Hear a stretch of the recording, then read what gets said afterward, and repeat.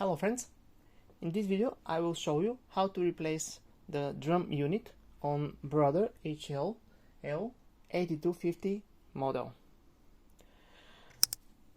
Open the front cover, then pull the drum unit. It's very easy.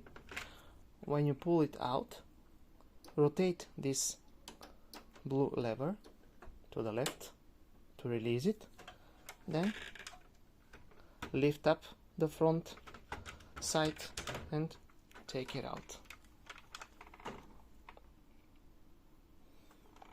Then place the toner cartridges in the new unit and in a reverse order. Place it back, rotate back this blue lever, then push the unit in the printer and close the door. So, as you see, it's very easy. Thank you very much. Good luck.